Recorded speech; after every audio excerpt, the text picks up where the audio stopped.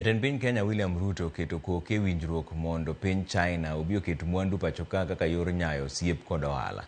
Ruto oyiere kod China mar bedo kod lwasi mar ohala kod keto mwandu, gino ma Kenya dhi yudo dongruok ma nengone ohewo bilion 100.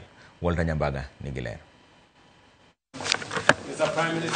E kinde limbe mare boma maduong' ma Beijing, China, jatend piny William Ruto obedo kod romo kod Prime Minister mar piny China e kendo chopo girimiti mar keto mwandu ma geto chiwo ne Kenya yuto maromo silings bilion 126 madhi jolo chopo kare e chenro mag dongruok e mise mag sirikand Kenya Kwanza.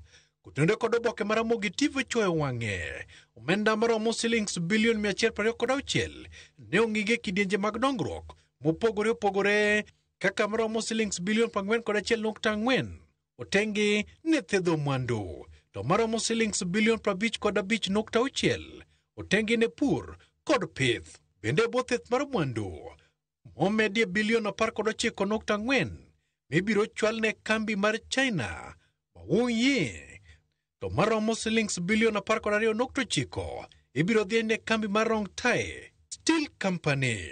Kama romo Kenya silings bilion 2.5 dhi ne kambi mar Chongjing Shangsheng Apparel Group Limited Company.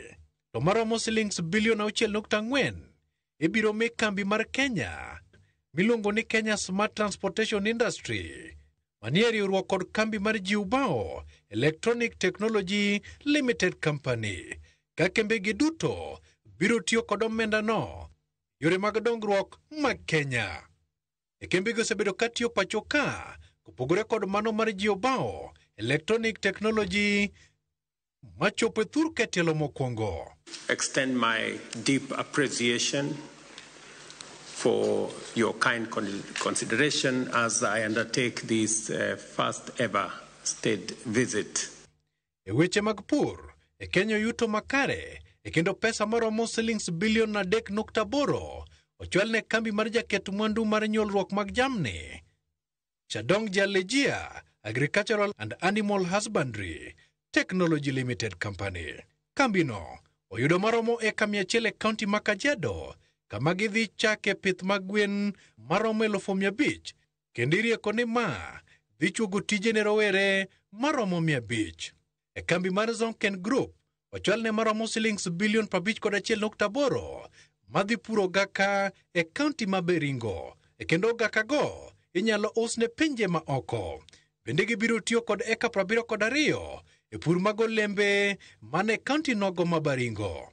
E limbe no e Kenya ochopo winjruok mar ohala kendo ochiwo omenda maromo silings bilion 29.7 mag dongruok ne kambi mag magawa mag nyadhi e kaka Watin Hotel Management Limited Company, kambi manigi lony e tayo magawa e pinje mag odieche.